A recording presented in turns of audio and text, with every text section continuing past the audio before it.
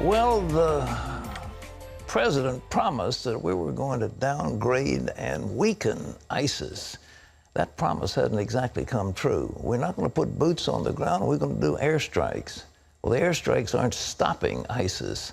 Their brutal rampage goes on through Anbar province, and of course that little town of Kobani is half occupied now by ISIS, and the people fear a dreadful massacre. Terry. Well, President Obama and military leaders are meeting with coalition partners in Washington today, but it may be too late to save Kobani as hundreds of thousands of people have already fled. Heather Sells brings us the story. In the Syrian border town of Kobani, jihadists have now fought their way into the center of the city. The victory comes despite the desperate efforts of Kobani's Kurdish defenders, backed by U.S.-led airstrikes. In recent days, Kobani has become a highly recognized symbol of resistance to ISIS. Its fall would give the terror group large control over the Turkey-Syria border. There's also great concern right now about ISIS advances in Iraq. ISIS is blending in to parts of the disenfranchised Sunni population, and the enemy adapts, and they'll be harder to target. They know how to maneuver and how to use populations and concealment. ISIS militants have captured a military training camp in western Iraq, moving closer to full control of the Anbar province. And in Baghdad on Monday, bombings killed at least 30 people and injured scores more. We're now learning that ISIS fighters came within 15 miles of the airport. I have no doubt there will be days when they use indirect fire into Baghdad. CBN's Chuck Holton flew into the Baghdad airport this week. He told CBN News that sectarian violence has always been a problem in Iraq, and that's a big reason why ISIS, a Sunni force, has gained ground. When you talk about the gains that the Islamic State has made in Iraq, a lot of those gains have been made in Sunni areas where they've just gone in, and they already have the support of the population. In Kobani, more than 200,000 people have already fled across the border into Turkey, and the U.S. fears a possible massacre of those who remain. Heather Sells, CBN News. We've got just a few more weeks till the elections, the midterm elections in America. And I really believe this is going to be a major factor weighing on the decisions of the American people when they see these innocent people being slaughtered and being virtually abandoned by the United States. Well, as the ISIS terrorists have been capturing more and more land, they've also been taking women and children as spoils of war. John Jessup has that story from our CBN News Bureau in Washington. Here's John. Pat, that's right. ISIS has forced some of those women and young girls into arranged marriages, but a few of those child brides have managed to find their way back to freedom. John Wagi shares their stories. The Islamic State has flaunted their targeting of all non-Muslims, from their videotaped beheadings to their bombings of religious sites. They don't even have mercy on women and children. Now, some of the girls and young women have escaped their brutal forced marriages. I have been sold in Syria. I stayed about 5 days with my 2 sisters.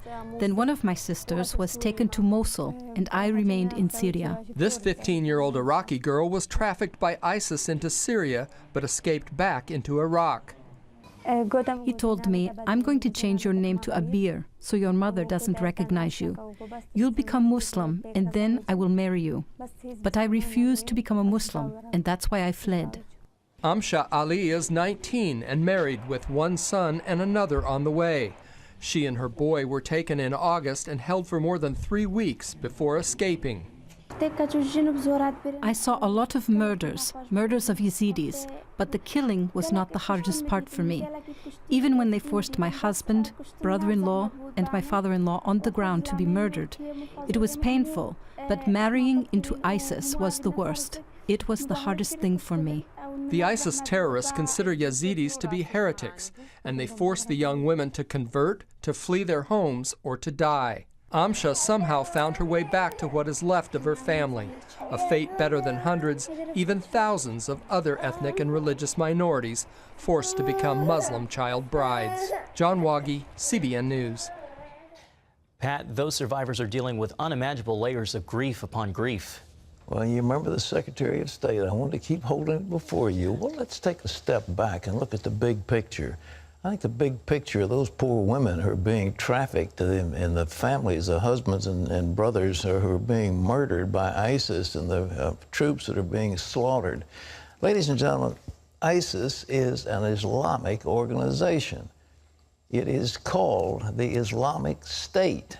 That's what ISIS is about, the Islamic State and the ISIL of the Levant or ISIL of Syria, whichever. But that's what it is.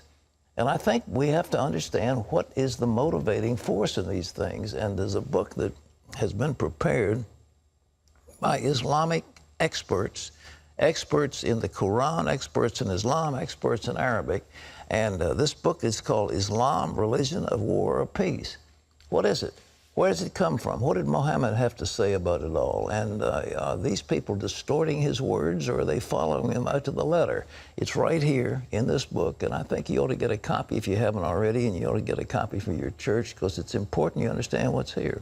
So we'll give it to you free if you just call us or write or something. John, what's next?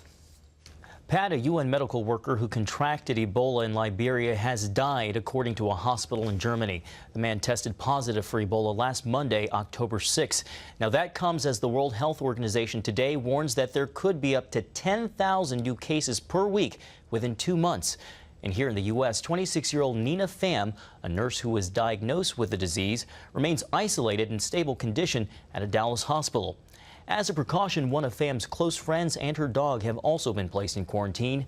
Ebola survivor Dr. Kent Brantley traveled to Dallas on Sunday to donate blood to help treat Pham. Brantley also offered his blood to Thomas Eric Duncan, who died last week, but their blood types were not a match. The president and vice president of Liberia are calling on people to pray for their nation as it continues to fight the killer virus. Both leaders sat down with CBN's George Thomas for exclusive interviews. Here's his report from Monrovia. News that the Ebola death toll past 4,000 was on the minds of many Liberians who are meeting regularly to pray for their country. What this crisis has done, though, is drive so many people to places of worship. Churches every Sunday are jam-packed. One such church experiencing unprecedented attendance is Bethel Cathedral of Hope. Liberia is not a strange nation when it comes to crisis, and so we have that resilience by the grace of God, to be hopeful and to rise up in the midst of impossible situations. Liberia's President Ellen Johnson Sirleaf, a committed Christian, told CBN News in this exclusive interview that it is vital churches play a calming role in the midst of a national calamity. When you meet circumstances that you don't understand and that you don't control, that you can turn somewhere. And where do you turn? You have to turn to your faith. You have to turn to God. And that's a Liberian experience that's deep-rooted.